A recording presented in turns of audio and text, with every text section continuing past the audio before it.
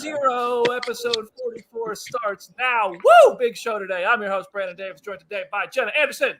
Hey, everybody. After, like, the Eternals intro and how long it took for you to record that, it's like you're just getting so chaotic with these openings. That's right. We don't care anymore. Aaron Perrine is here. We do care, but about Marvel content. Big show today, guys. Let's go. Yep. That's right. I don't care if the audience thinks I am chaotic. I love that. I'm here for chaos. Let's do it. We do care about the content, though. We love you all very much. Welcome to the show. Very big show today. We got Nate Moore, producer of Eternals, coming up later in the show. This is probably my favorite interview we've ever done on the show. It's it's pre-taped, so you're gonna. Sorry, it's not live. We can't take any live questions, but I do just want to say Jenna and Aaron were fantastic in this interview. We had a meeting before the interview. We discussed our questions. We really plotted this one, and Nate Moore was just such a fantastic guest that I'm so proud of everybody everybody involved with this one. I'm really happy we were able to bring this one. I promise you, stay tuned all the way through the end, especially if you've seen Eternals, because we do talk spoilers. But there is a Captain America 4 update. There is a Black Panther 2 update. There is some insights on Spider-Man No Way Home. Not the kind of insights that already leaked on Twitter that you don't want to hear, like just the kind of get you fired up and don't say too much insights, because Nate Moore is a professional. So I'm also happy to announce that next week, we have legendary Marvel Studios concept artist Andy Park on the show. So if you think we're not going to be talking about WandaVision, you are wrong. He is amazing. He has done so many awesome just designs and things that we love. So Andy Park is on the show next week. We are thrilled about that. I am terrified to dive into the prep for that. It's going to be Jenna and Comicbook.com's Adam Barnhart. And myself, and it's going to be a fun one. And I'll be doing that one from LA, because I'm going out to LA to host the global press conference for Marvel's Hawkeye. Wow. I am fired up about that. I announced that too. So there we go. The show's full of news. Anyway, all right. I'm hyper because I'm excited about this show. I hope everybody enjoys today's show. We got to get to some news, and then we're going to get to this Nate Moore interview, which I really hope you all enjoy. Starting with the news, Spider-Man No Way Home leaks. I'm not going to talk about what has leaked. I don't know if I have time to cover everything that has leaked. But there were photos. I'm not going to say what was in the photos. If you've managed to steer clear of them, I promise you this is a spoiler-free zone. This is a leak-free zone.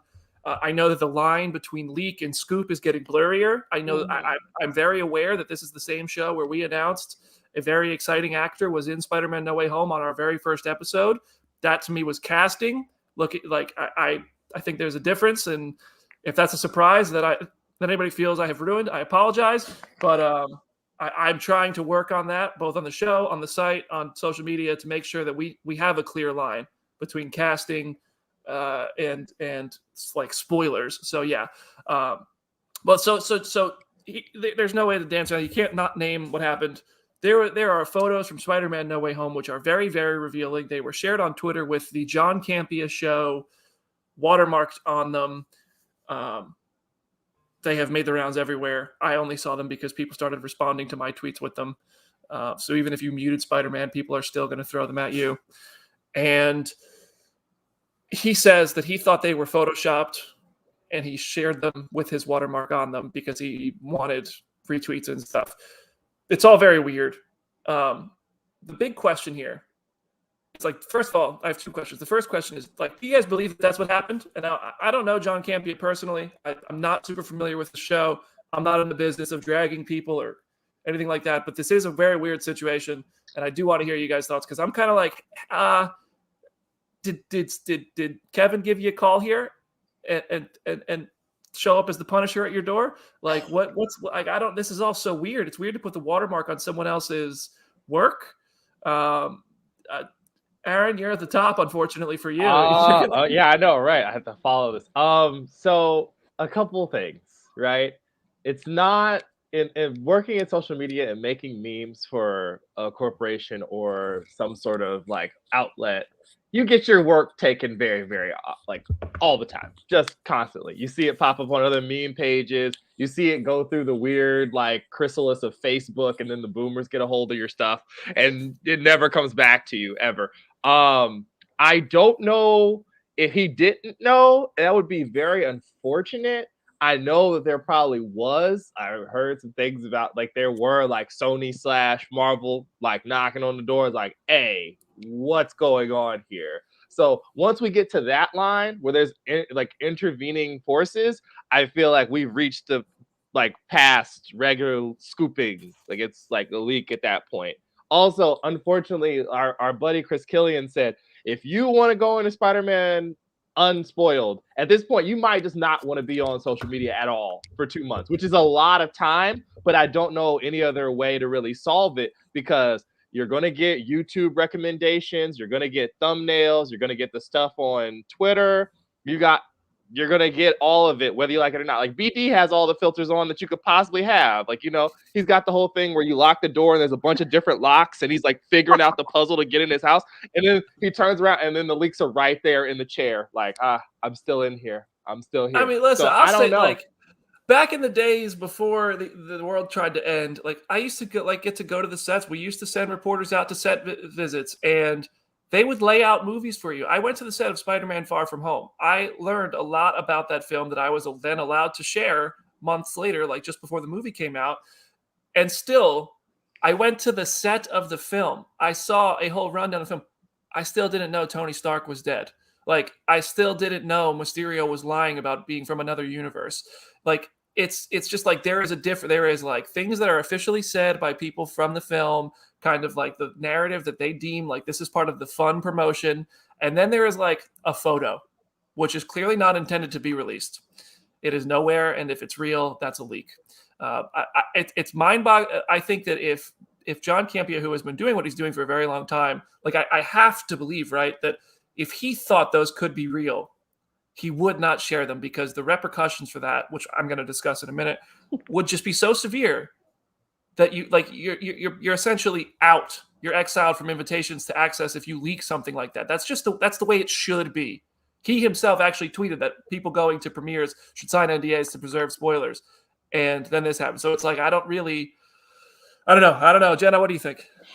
This whole situation is so crazy. It's like having to explain to like my mom a couple weeks ago how the whole Variety thing happened with Eternals. It's like that felt like the craziest we could get in terms of spoilers coming out so early in such a weird way. And then this happens and it's just like, hold my beer. It's like, this is even crazier. I did watch a clip from his show yesterday where he was trying to explain how the whole situation happened. And from what he said, it sounded like Sony did reach out to him and did say like, we know you didn't think these were real because it's like you would not have posted them if you thought that they were real originally. And like, I can understand the justification to an extent from where he's coming from, but it is such a weird situation to put your watermark on it, even if you do think it's fake. Like, I'm not going to talk about the content of the photos, but he did try to argue that the light sources in some of the photos were reasons why he thought that they were fake, even though multiple light sources can exist in a scene, in a photo, in anything. It is just so crazy. It's like, I can see how he accidentally made the mistake of posting these and thinking that they were fake, but it's like now the genie's out of the bottle. He can delete them. He can apologize as much as he wants, but like the photos are out there. They're going to continue being out there. Like it now ruins an aspect of the movie for so many people who aren't even wanting to, or who are going to so many great lengths to avoid spoilers. Like I tweeted over the weekend, I almost wish this movie didn't do premiere screenings or like early screenings because I feel like more is going to get out between now and December 17th or 16th. And that sucks because it's like, I want this movie to be a thing that we all experience in the moment. And as time keeps passing on, that keeps being taken away from us. Yeah, as Brandon Morris said in the chat, why put a watermark on something if you think it's fake? That's just the unanswered question here. That just even then it's like, well, that's still wrong to do because then you're using someone else's work and not crediting them. I don't know. The whole thing is weird. There is no perfect solution. This was obviously a big mistake. And the question that I have now is what is going to be the fallout for this?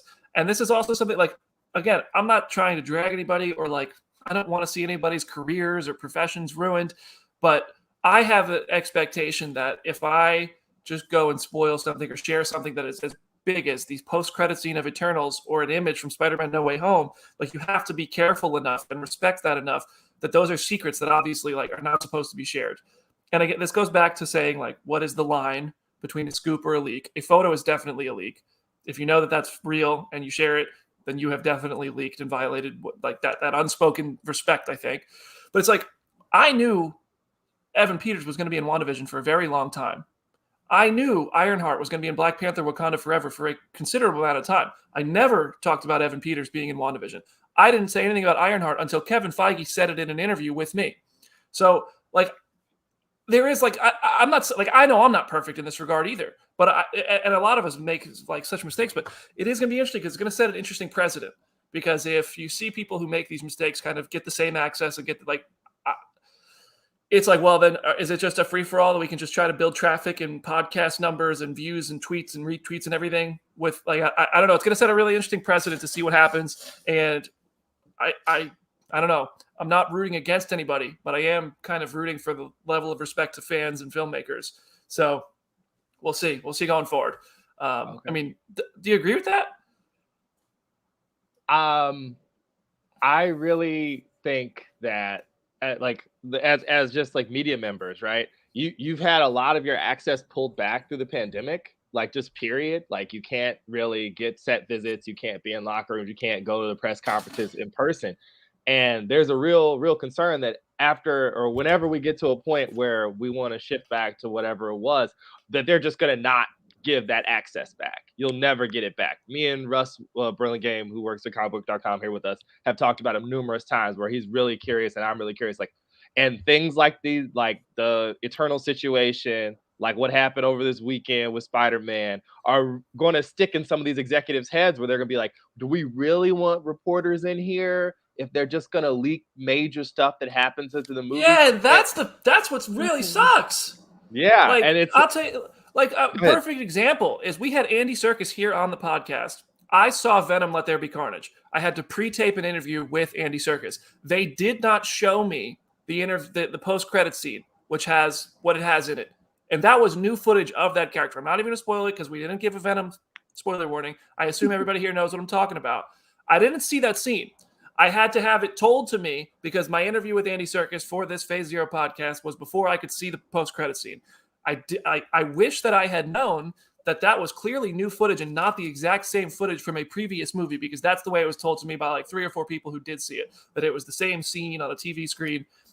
And I would have said, hey, Andy, did you guys bring so-and-so to set and film something new? Like, when did you film this? Because that all is very interesting information to me. And that is already a result of Sony having to take these precautionary measures because they don't want that getting out there. So, like, I understand why they didn't show it to me because I saw the movie like a whole month before it came out. You don't want that sitting out there and making its way around. I get it.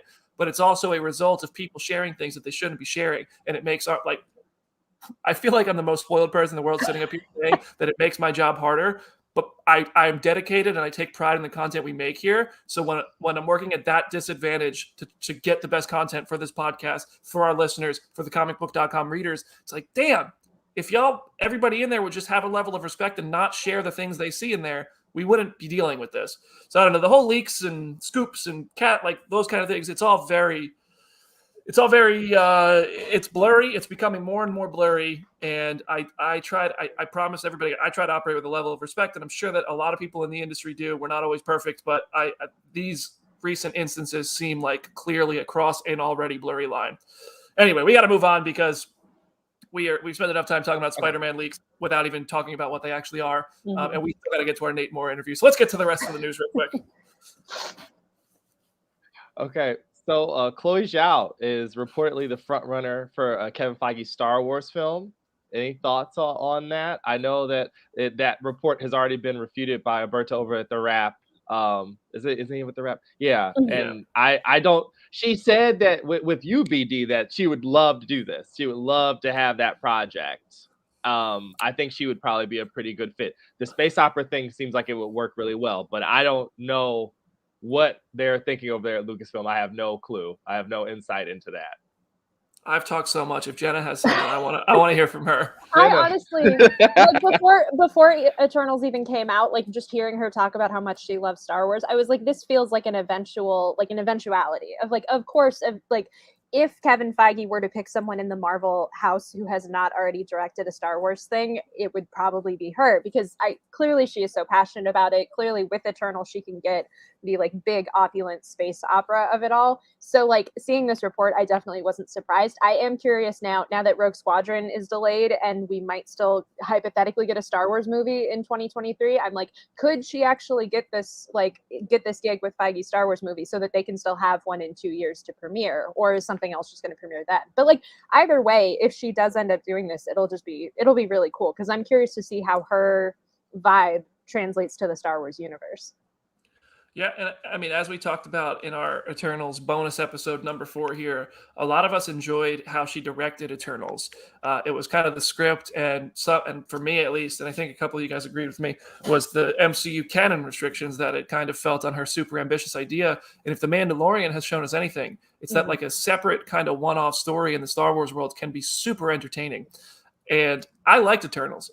Everybody wants to tell me I hated it just because I only liked it a little bit. But visually, it was really awesome, and it's no secret. Chloe knows how to make things visually really cool. Thinking about what she could do visually with Star Wars in a canon that can allow her to be as ambitious as she wants and sprawling as she wants. I mean, I feel like we're talking about Dune type, like, but even more colorful and just like I don't know. That could be. I think it's cool. I would. Well, watch and it. also like Michael Waldron is writing the script, so that would just be a combination of just MCU greats at this point. Like that would just it would be awesome. I would like to see it. But Humberto Gonzalez says it's not true, so we may not see it. We'll see. Time will tell. Yeah. So the other news this week is we got 2 big casting updates. The first one is Gael Garcia Bernal has been cast in a Halloween special for Disney Plus. The reporting is being very vague in the way that they're wording it, but he is most likely playing Werewolf by Night. They're basically like, he is playing a werewolf character in this Halloween special. It's like, we know that that's Werewolf by Night. So what do you guys think about this? Like, I'm a fan of his. He's going to be in a show, Station 11, later this year that I'm very excited about. So I think it's very cool that they picked this casting. It's not at all what I was expecting for this kind of character. But what do y'all think about it? Because I think it's just very cool. You know, I don't think I'm super familiar with his work. I know he does a lot of Spanish language films, and he's going to play Zorro opposite Kiersey Clemens, who was Iris West in Zack Snyder's Justice League. This comes from Humberto Gonzalez, so I'm gonna go ahead and say it's true. But yeah, I think I think he's gonna be playing the Jack Russell version. That's what a lot of people. That seems to be the common theory. And Werewolf by Night is not a character I have spent all that much time with, but that's also where Moon Knight first appeared. So it's gonna be interesting to see if it's all connected in that way. Aaron, what do you think? I like that we're just building out this spooky corner of the MCU with different people like slowly kind of like inching around so you get an idea. I know, Jenna, we dare not speak its name, but Midnight Suns, dare we hope at some point, you know? There was the dream also is part still of alive. Yeah, Huh? it's also like, I know he is very good friends with Diego Luna. Like they have done so many movies together and they are kind of best friends. And like now that Oscar Isaac is Moon Knight, part of me was almost like, where can you put Diego Luna in this Midnight Suns verse of like have him be Damon Hellstrom or something like that? Because it's like, just build this out and just have all of these guys who are friends with each other be in this scenario, because that would just be so cool. Also, it looks like we summoned Jim. We mentioned Moon Knight and he blows up the chat. So yeah, the timing there is a little Perfect. Sus, Jim. It's pretty sus. Those ears were ringing. He heard Moon Knight. He came running. He just has a Moon Knight radar. Yep. As soon as it's named, he just shows up. But yeah, Jim owns the Werewolf by Night book that Moon Knight first appeared in. So yeah. All right. And then the other casting news is Guardians of the Galaxy Volume 3 has started filming. James Gunn shared a photo of all of the cast and himself together, and it also revealed that Chukwudi Iwuji of the Peacemaker show is also casting Guardians 3. When Gunn confirmed this news, he said that he's playing the role that most every big name actor in Hollywood wanted. And then Chukwudi himself said, as an artist, you hope to encounter a champion who opens doors for you. Thank you, James Gunn, for practically kicking the doors off the hinges. Let's play. Who do we think he's playing? I have a couple of theories, but I want to hear y'all. Silver Surfer or Nova? One of the two, right? Yeah. I've Aaron? also, Aaron, you share yours first. I had the Silver Surfer of it all had not occurred to me at all, and that would line up with the timelines for Fantastic Four and some of the other stuff that's clearly on its way through. If you're to believe some of the other reports, these reports keep dropping before and after the show. I need y'all to get y'all scheduled together so we can have it all laid out, easier for us to digest. But yeah, I think I like the Silver Surfer thing the most. I agree. Like, Surfer makes the most sense in the sense of like every other actor has wanted to play this part, and it would be very cool of like, this is an actor that a lot of people don't already know, but you're going to elevate him with a character that everybody does know. I have also seen people like, this wouldn't be as much of a high in demand role, but like, what if he's playing Gladiator? Because that would just be very cool and would be a very like James Gunn thing to introduce in this movie of like having him be involved in the Adam Warlock of it all. So either way, we win. Honestly, whoever he's playing, we're winning. That's what makes me so curious is that they're talking about this. It's James Gunn, so he likes to play. Yeah. So I remember one time he said like Guardians of the Galaxy 1 had like the most exciting, his favorite post-credit scene ever, and it was just Howard the Duck sipping a martini. And I was like, that son of a gun. No pun intended. But when he said it's the most, what did he say? The role most every big name actor in Hollywood wanted.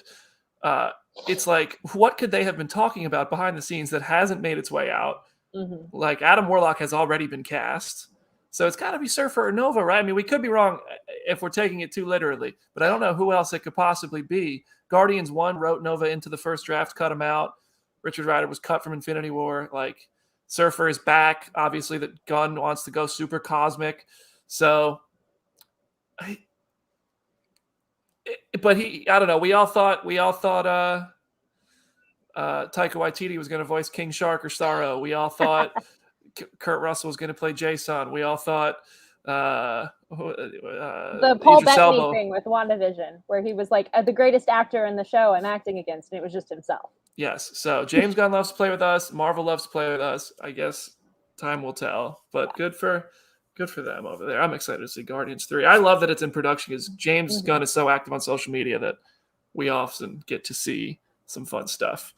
And before we toss into our Nate Moore interview, Disney Plus Day predictions. I've heard they're going big. I've heard there's a lot coming.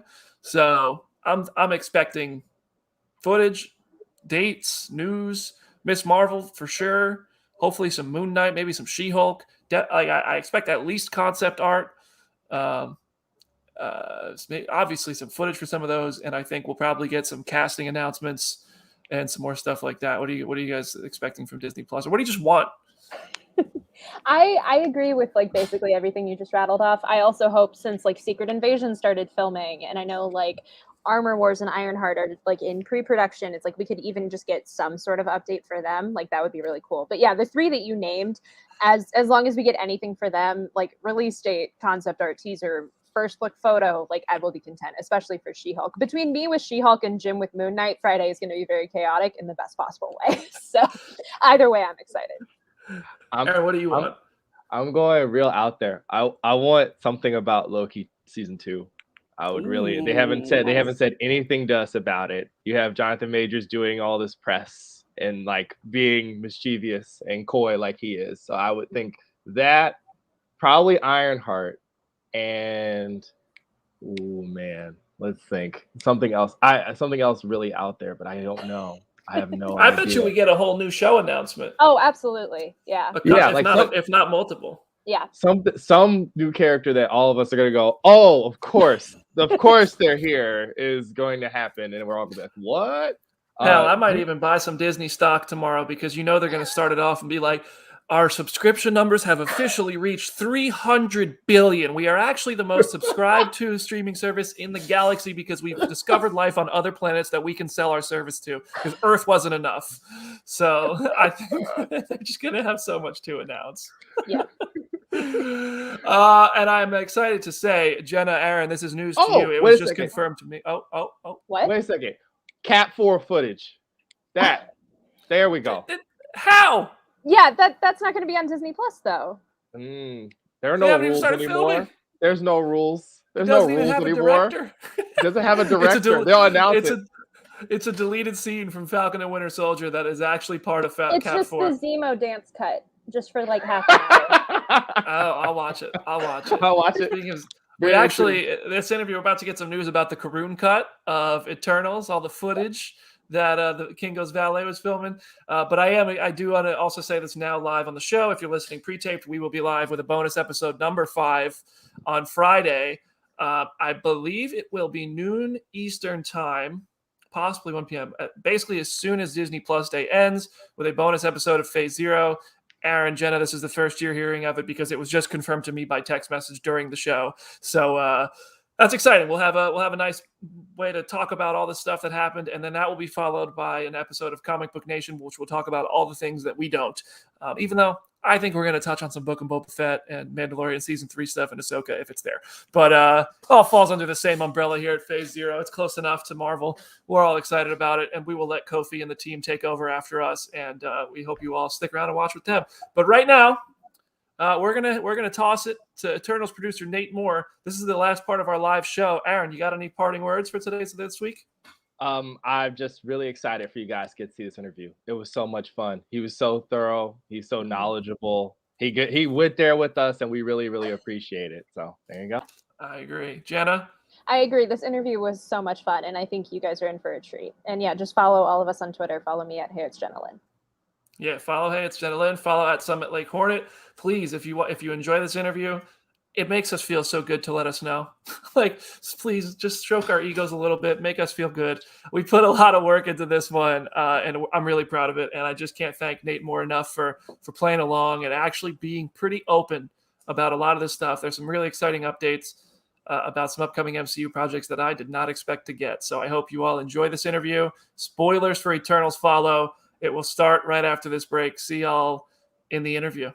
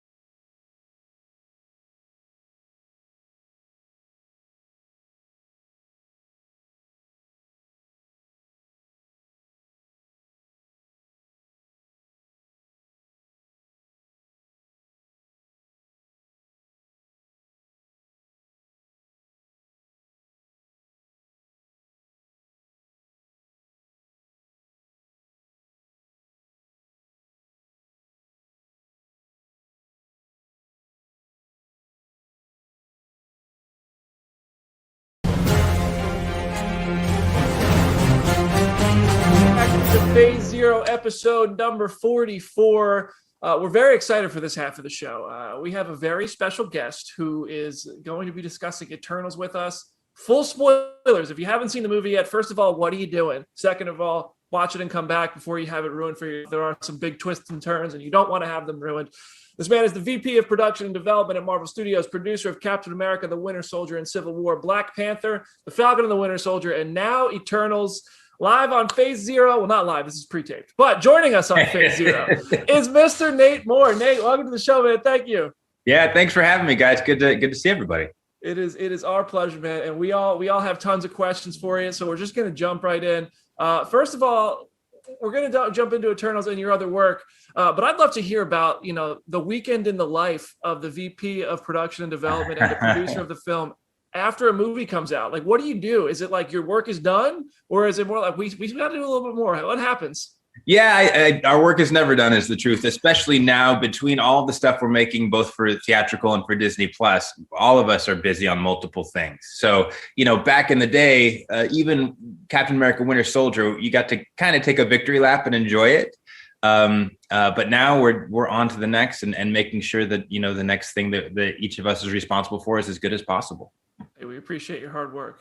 That's awesome. So your last project before Eternals was Falcon and the Winter Soldier, which I feel like both of those projects have completely different size and scope of the MCU. Yeah. What was your experience like working in those wildly different corners with Kari Skogland and then with Chloe Zhao? Honestly, night and day, partially because that was my first time ever trying to do anything television size. And I think it's easy to think of the Disney Plus shows as being smaller, but to some degree they're larger. I mean, you're talking about 6 hours of story. There's a lot more ground you're covering narratively.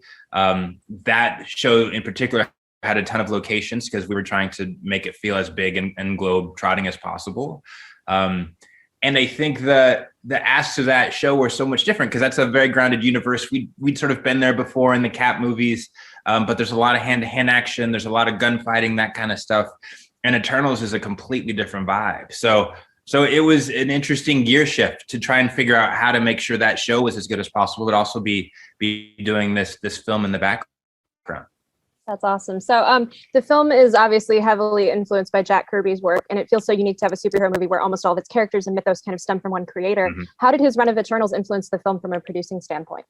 Yeah, I think when we decided to do an Eternals movie, I think most people assumed we would be doing Neil Gaiman's run because it was a little bit more current. And it felt a little bit like stuff you'd seen before, like The Matrix or Harry Potter, I would say, you know, the notion that there's a special thing in somebody that's pulled out by a mentor, in that case, you know, Icarus going around rebooting the Eternals. But we thought it was more interesting to some degree to try and tell the story through the lens of people who knew exactly who they were, and to go back through all of the periods of history that Kirby was exploring in that initial run.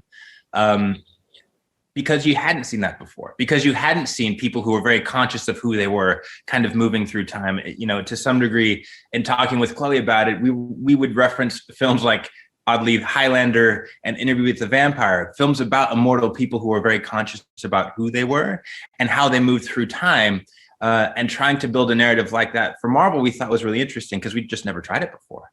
I definitely thought there was going to be some Gaiman influence based on the trailers and stuff, and like the waking everybody up going in. And I like what you guys did with it and how you visually, especially, followed some Kirby stuff, and that was really cool. Yeah. I read a really cool piece. It was from a few years ago, but while I was preparing for this discussion with you, I read a really cool piece by Kelly Carter from The Undefeated, and there was a part of it that said that you met with Marcus and McFeely when you guys were working on the Winter Soldier, and you had to explain to them, like, people love the Falcon. Right. And then that was back when you guys were introducing Anthony Mackie in the Winter Soldier. But I'm curious, were there any moments on Eternals where any cast members or producers or writers or directors or anybody came in and said, like, they had to explain like a character and their race and their culture and why something needs to be included or why it needs to be included in a certain way, kind of like how you had that conversation back during Winter Soldier? Not necessarily. I mean, I think Winter Soldier was interesting in that I wasn't the executive on the first movie. That was Stephen Broussard, who's still with us and amazing.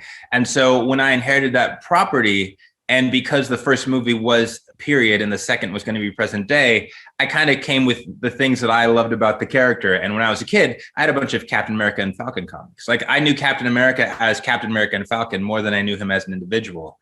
So it wasn't, when I talked with Marcus McFeely, I just was like, obviously you'd be doing Captain America and Falcon. What else are you going to do? And that wasn't necessarily the first thing they thought of, but it was something they were really interested in. Eternals was different in that we kind of internally decided to do the film and then took what we thought was interesting to first the Furpos and then Chloe Zhao. So, and in doing that, I kind of did a deep dive of both the Kirby stuff, the Gaiman stuff, but also, you know, there's a run in the sort of 90s Avengers where Cersei and Dane Whitman, the Black Knight, are on it. That gets into a lot of the concepts that are in the film.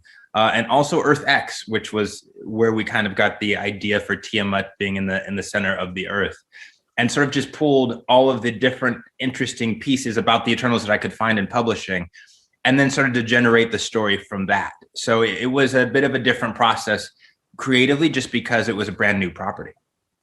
Awesome. Hey, Nate. I just wanted to ask, so the film is available in a caption screening form. Is that something you think Marvel is looking to continue? I saw a tweet from Lauren earlier where there's actually, interesting enough, people are wanting to sign up to learn sign language because of the movie. I read that article too. Yeah, I just read that this morning. Yeah, it's something we became more conscious of because of Lauren, frankly, but it's just something we should be doing. You know what I mean? And it's unfortunate that it sometimes takes a long time for us to sort of get ahead of the curve or get to the curve, frankly. But there is such a huge audience for our movies that doesn't get to see them in a way they should be presented with them. So, you know, this process of Eternals was great because we've been talking with a lot of exhibitors who are 100% on board. I think there just hasn't been the ask from sort of a bigger company. but we haven't faced any resistance. Nobody said no thank you, or it's too expensive. It's been the reverse. People are really embracing that idea. So I think that's great, not only because for Lauren and her participation, but just again, because there is an audience that should get to see the film in a way that is best for them. That's so awesome to hear. So in talking about like characters and their stories, right? Athena's has the sort of experience with Mad Weary, which is an element from the comics, but the movie puts its own sort of spin on it. I spent a lot of time helping my mother care for my grandmother when she had dementia, and it really resonated with me. I'm like, this is really how it is, you know? There's days where you wake up and it's like, hey, Aaron, how you doing? And there's other ways like, why are we in this room? Why are we here? Like, that's not my cup. And she's had the cup for 20 years. So how did you guys approach that? Yeah, we wanted to make it feel as truthful as we could within the context of obviously this very unreal situation. But I did think that Mad Weary in the comics was one of the more interesting things about the Eternals, because when I think about storytelling about people who are immortal, you don't really think about that piece of it, right? Like 7,000 years I can't remember when I was 4, right? And I'm 43. So if you're 7,000 years old, the chances that you would have something like that, I think are really interesting. And I do think that Avengers run with Circe, in that case, it was used to a different effect. But the notion of that being something that could happen was fascinating, because again, it gives our characters flaws in ways that are different than what you've seen before. But I do think one of the important things of the movie is the notion that she has this and is able to overcome it. That it doesn't knock her out of the fight forever, because I do think it's also easy to stigmatize any kind of mental illness, whether it be in a real context or in this comic book context, and have it be the thing that makes it so you can never fight again. Well, I don't know that that's true to life, because there are many, many, many people who deal with mental illnesses and overcome them, or learn to live with them, which is what I think Athena does in the film, where it's not that she's fixed, it's that now she understands what she has and is able to continue to walk through life. I think that's more heroic, honestly, than if we would have fixed her with some sort of, crazy comic book mojo. Man, I love that parallel. There's a lot of like commentary that I kind of interpreted from the film. That one went over my head, and now that you've pointed it out, I really, really like that you guys put that in there. And Angelina, I think when we were on set, you said this. It might have been in an interview with someone else, and if it was, I'm sorry for not crediting them right now. But I think you said this on set back in the before times during set visits. That's right. But Angelina Jolie was originally supposed to be just a cameo as Thena, I think. And I'd love to hear about when/how that changed. Well, actually, the story, the truth is, when we met with her, she assumed we wanted her for a cameo. We met with her kind of like, hey, we never tell anybody what the meeting's about, just because of our secrecy and being crazy. And so Angelina Jolie game to come in the Marvel offices, standing Spider-Man. That's right. But she came into the Marvel offices by herself, like super low profile. And you see this woman in our Marvel lobby has figures and posters and everything. And so it feels a bit incongruous. And she comes into a little room with Kevin and Chloe and I. And I think she assumed we wanted her to be the voice of a Celestial or something, you know what I mean? Like something that wouldn't require a ton of her time. But we had already thought she would be great for Athena because we knew what the character was going to do. And so we started pitching her the character, and she was a bit taken aback, not because she wasn't interested, but because she did assume this was going to be like a one-day thing or maybe a post thing, you know what I mean? And the truth is, Athena was a big part of the movie, even at that point. But I think it speaks to, again, our level of security, because we had a similar experience with Chad on Civil War. Because when we cast Chad on Civil War, he didn't know what we called him. He was on the press tour for Get On Up. He wasn't aware of we were making the movie and do you want to be Black Panther? Sure. He agreed to it over the phone and came into the meeting, and we pitched him the character arc, and he was like, oh, I thought this was like a day. I thought you wanted me like for a cameo, but I'm in this movie. We're like, yeah, you're in this movie. So a lot of times I think actors are taking on faith that we're going to do right by them, but I think more often than not assume, oh, you don't really want me for the whole time, right? And the truth is we typically do. Is that a common thing? Like, how often does that happen? You kind of text somebody and say, hey, we want you to play this major superhero. Like, it's the first communication is via text. It's sometimes text, sometimes emails, sometimes a Zoom, and they think it's a general, and we're like, actually, it's not a general. Here's the part. Like, Kumail, please come in and meet with Chloe and I. What's this for? And then we pitch him the movie, and he's like, holy shit, like, that's awesome. But because we typically don't want to tell reps, because you know, the more people who know, the more likely it's to be spoiled. So we try to keep things as close to this as possible. So again, people are coming into our offices or onto a Zoom now, virtually, a lot of times without a ton of context. And then it's sort of it's Christmas morning, or you're going to hate it, but like, we're going to pitch you on an idea. Do you want to do this thing? And hope that they want to do it. Did Kumail know about the little part that James Gunn wrote into him for Guardians when you guys pitched him for Eternals? I don't know. I would have to go back and think. I'm not sure. I don't think so, but I couldn't be sure. Yeah. So interesting. So speaking of Kumail and Kingo, his ballet is kind of a scene stealer throughout the movie. Will we ever get to see his documentary footage? Because that feels like something that feels like tailor-made for a one-shot or some sort of... By the way, we've talked about it because there is footage, and we were shooting a lot of stuff on a video camera on set just to have it. Like just to, and Harish Patel, who is fantastic. He had an actual working prop camera. So he would just be rolling on scenes. We didn't always ask him to. He's like, what? That's what I'm doing. There is quite a bit of working prop cameras. That's right. So it's I'm sure somewhere there is an actual full Kingo documentary we could put together. Oh, release the Karun cut. That's right. Then talking about Kingo, he was like absent from that final fight scene. He didn't choose like a side, Icarus and the Celestials or the Eternals of humanity. Like, what was the intention in showing not all the Eternals have like these hard stances on the subject where I believe this, but I'm also not going to get out here for you guys and go against what I believe? Yeah, it was a big story point that was discussed a lot, because I think the narrative expectation is, hey, when Kingo's going to show up though, right? Like, where's Han Solo? Like, he's coming, isn't he? But Chloe and Kumail and I and Kevin thought it was more interesting if these people actually had hard and fast beliefs that they believed in. Like, that's not convenient for an argument, but that he actually lived in. Because again, he's 7,000 plus years old. He truly does believe that Tiamat deserves to be born, but he also loves these people so much, he's not going to punch them in the face to stop it. And I would argue too, he doesn't think they're going to succeed anyway. So he feels like, look, I can take my hands off the wheel a bit, and we'll all be reprogrammed, and I'll see you on the next mission, because I'm not going to lift a finger against you guys. That would be against what I believe as Kingo. So I'm not quite, if there's a spectrum, I'm not all the way to Icarus, but I don't agree with you guys. And if you watch the movie, at no point does Kingo ever agree with their plan. Like, he is actually a pretty consistent character in what he believes and values.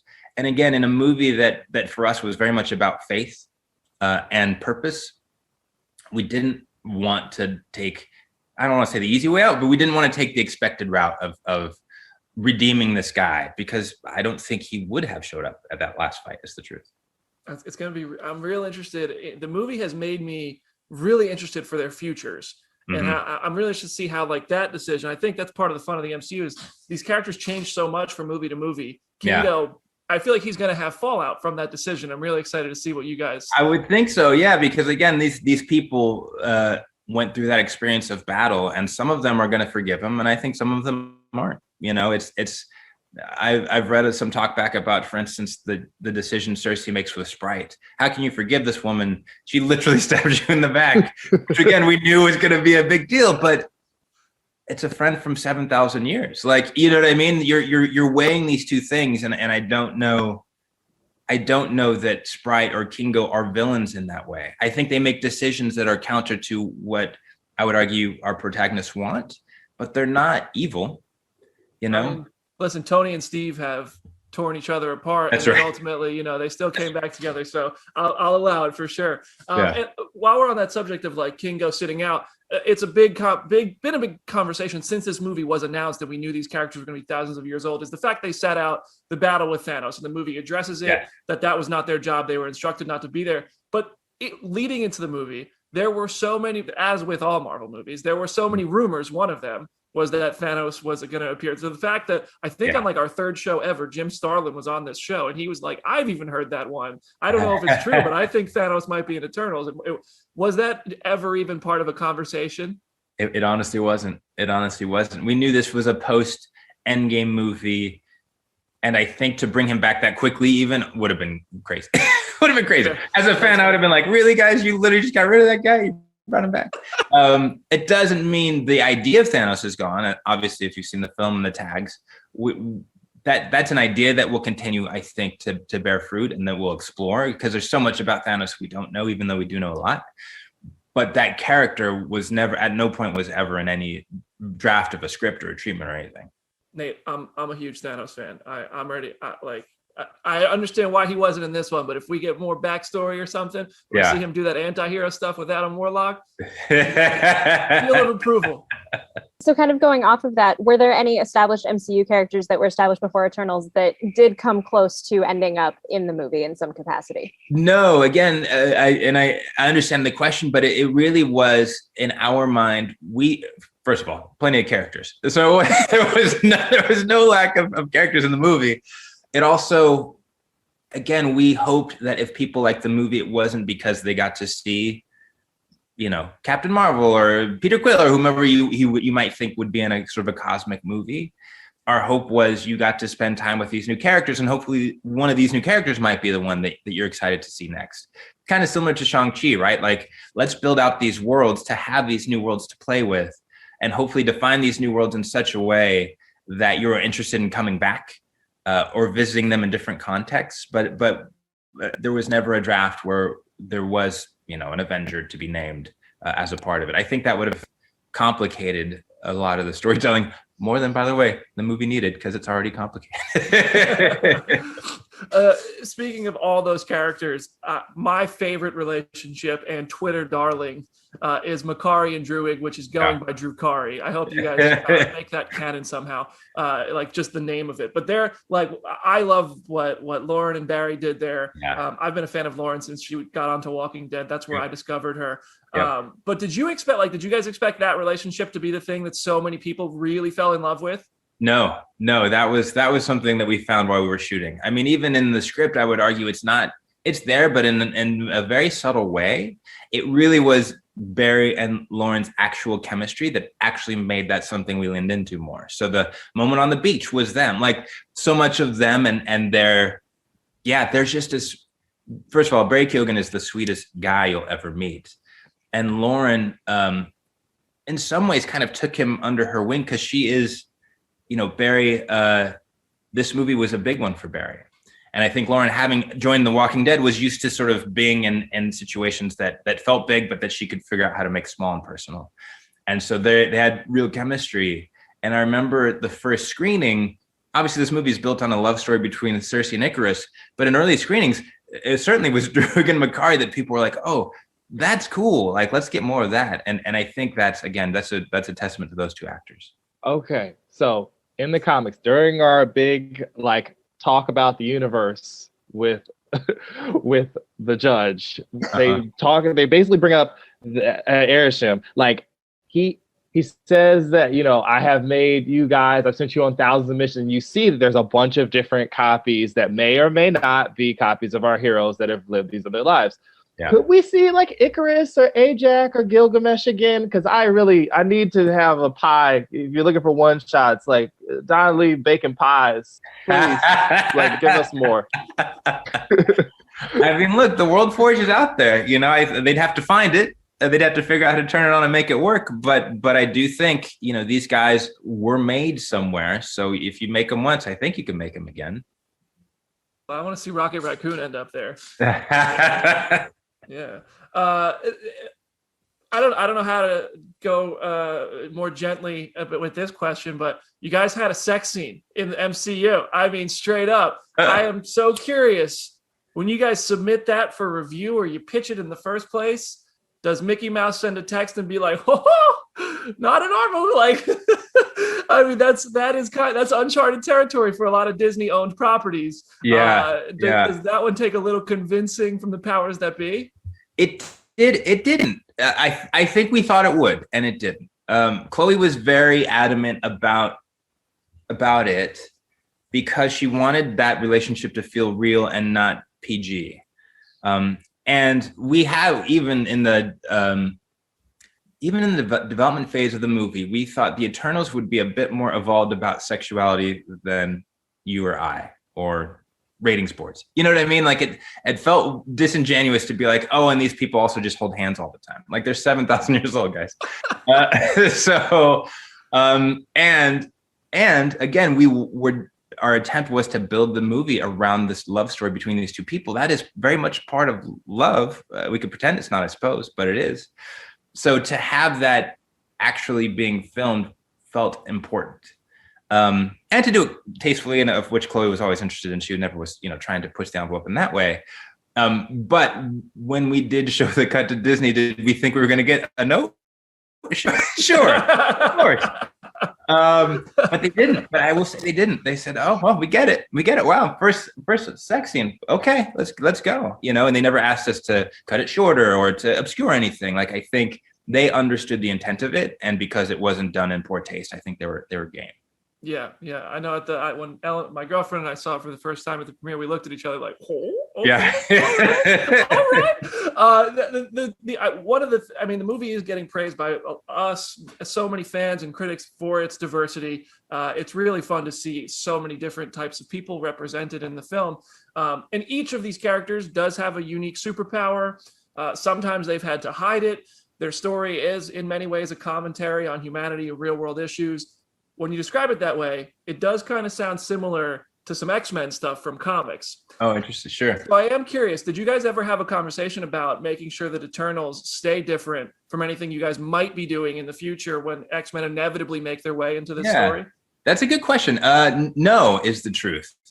I think to me, our goal with the film wasn't to make it a film about diversity in a way that I think X-Men has to be, right? X-Men is a super direct allegory in which these people are ostracized and persecuted for who they are. And that's very much the story of X-Men. That's in the DNA. Eternals, what I find interesting about Eternals is the movie has zero commentary about that. The characters don't talk about it. They don't talk about how they look versus how people treat them. I think we as the public are projecting an idea about diversity onto the movie in a way because there's a lack of it in our media. So you want to talk about it because you don't get to see casts like this. But the Eternals themselves don't have a point of view, and the film isn't trying to make that a conversation. Film's very much a conversation, again, I would argue, about faith and purpose and the value of humanity, but not in the context necessarily of the diversity conversation that we're having in our everyday lives. I think if and when we get to an X-Men movie, we're going to have that conversation because that's very much in the DNA of that thematically. I think when we were casting the film, it wasn't like, let's just try to get as diverse as possible. It was like, who would be great for this role? Oh, they look like that? Okay, cool. And I do think there is now a projection onto the film, which is fine because the film is diverse and that's, you can't hide that. Yeah. But that wasn't, I would argue thematically, that's not what the movie's about. Right. Oh, I would totally agree. I really appreciate your kind of deep, enthusiastic understanding. It's really fun to hear your perspective because we think we know all this stuff and you come in and you have these perspectives and stuff. And that's why we love talking to you about this stuff. And next up, we're going to talk about these post-credit scenes. Okay. Yeah. So talk to us about casting Harry Styles as Star Fox. What went into that decision? Because obviously it's something that fans of himself and fans of the MCU have been so excited about. Yeah, it's interesting. Star Fox Eros I like that character very much, but he's super problematic in publishing for reasons that even publishing kind of explores in the She-Hulk stuff, which I think is interesting. But the notion of, when we decided to lean into Eros, the notion of a guy whose power is kind of seduction and emotion control, that's a pretty specific, I think, ask for a piece of talent. And we talked about gender swapping because it really, like, Eros doesn't have to be a guy, but he is a guy, but it could be anything. It really is who is just by being around them seductive. And that's a pretty short list. And Chloe is a admitted giant Harry Styles fan. And initially, we were like, really? But I promise you, if you ever get a chance to meet Harry Styles, it's true. Like, you're just like, I love this guy. I don't know what it is. I love him. He's funny. He's charming. He's nice to everybody. He is kind of Eros. And so it was an easy conversation. I think for him, it's a bigger risk for Harry Styles to be in this movie than for us to cast Harry Styles, because he has such a specific fan base and he's a musician.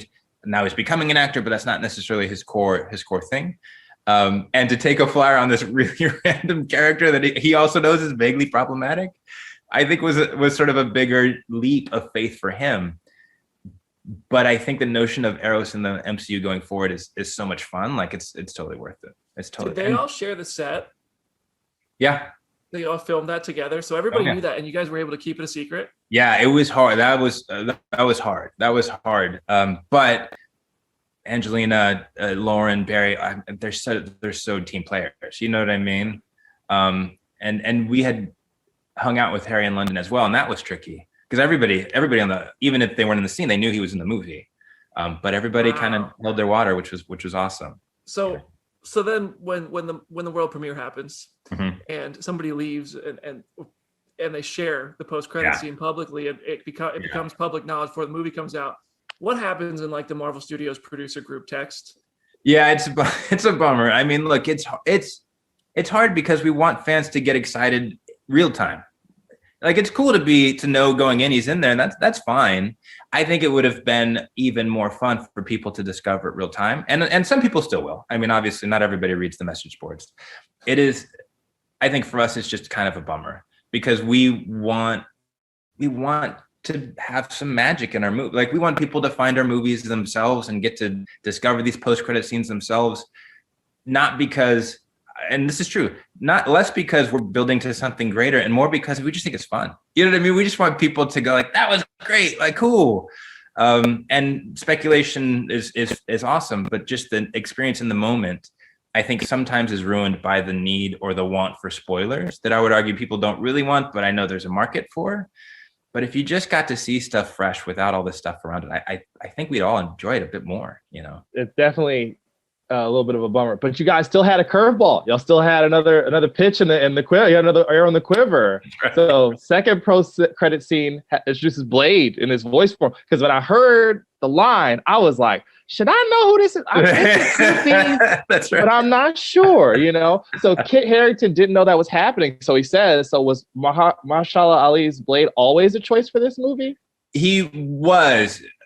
For reasons hopefully that will become apparent as you see more things, but he wasn't there on the day. And we talked about two versions of that, one where we would cut to him and one where we wouldn't, about like how textual do you want it to be? And again, it was more just for the fun of it, to tease it a little bit, to hear the voice and not see the man. He was game to do it, you know? Because the Ebony Blade, the characteristics of the Ebony Blade are not dissimilar to some degree to vampirism. And we think that's an interesting kind of thing to play with. So we kind of knew that was on the table. But yeah, it was a choice. And I'm not sure, I think if you polled people, we'd probably get 50% who said, man, we would love to see Blade standing in the corner of that room. And 50% who thought it'd be cool just to hear the voice. And it was something we talked about. But again, for us, it's just like, ooh, what will give you more goosebumps is our goal, you know? Oh, man, I did a whole video talking about who I thought that was. Not one of them was Mahershala. And then that night I saw Fandom's interview and they were like, yeah, it was Blaze. And I was like, my whole video is already. No, that's super exciting though. And so we just have a couple last questions for you, just about general Marvel stuff, your past, your future stuff you might be tied to. Whatever you could say here will be fun and we'll love it. We'll love you for it. I know you're always talking with everybody, all the producers, all the filmmakers. Of every project coming up, which one are you most excited for? Do you think people are really going to respond to that you're looking forward to? That's interesting. That's hard to say. I mean, that's, I would be lying if I didn't want people to be most excited about Black Panther 2, just because that's what I'm thinking about 24 hours a day. But everything is, I think everything is becoming more different. And that's something we talk a lot about. And I, again, for better or for worse, what Eternals is doing is showing you that we can do different kinds of things, because we're quite aware of how much stuff we make. We're super aware of the movies we've made in the past. For us, as we go forward, it's how do we make Doctor Strange and the Multiverse of Madness different from Thor: Love and Thunder, different from Wakanda Forever, different from the Marvels, different from Miss Marvel, different from Hawkeye. Like there is a lot of stuff. And so our goal and our job is to make that stuff as good as possible and as different as possible, so that as you come to find our things, you don't feel like you're getting the same thing over and over. So Multiverse of Madness is wild in the best ways. But it's different than Love and Thunder, which is Taika to 11, you know. And even Spider-Man, I don't want to forget Spider-Man. Like that is, I think, kind of a fan's dream in a lot of respects. And Tom Holland's killing it, and everybody in that movie is trying to give fans and general audiences just something new and fun. So I'm going to be a homer and say Black Panther Wakanda Forever, but they're all great. They're all great. It's the truth, in my opinion. So since we're talking about Black Panther Wakanda Forever, how is it going on set? And how are you going to spend all this time now that you guys are going to be home for the holidays, right? No, it's good. I mean, there's plenty for us to be doing, you know, and Coogler's back, and he's a great partner. And, you know, I think this movie has a different sort of pressure on it, obviously with the loss of Chadwick, which was unexpected and unprecedented in a way narratively to figure out how to deal with. So beyond, hey, we want to make a big fun time and people love the first movie, it's how do we sort of do right by his legacy, you know, and tell a story that isn't exploitative, which we would never ever do, but builds on the things that he loved about the property and builds on the things that he brought to the property in a way that is enjoyable, feels real, feels earned, feels organic. Because I think people are going to see the movie in two lenses, pure entertainment, but also cathartic. And we have to be conscious of both of those lenses as we're making it. Yeah.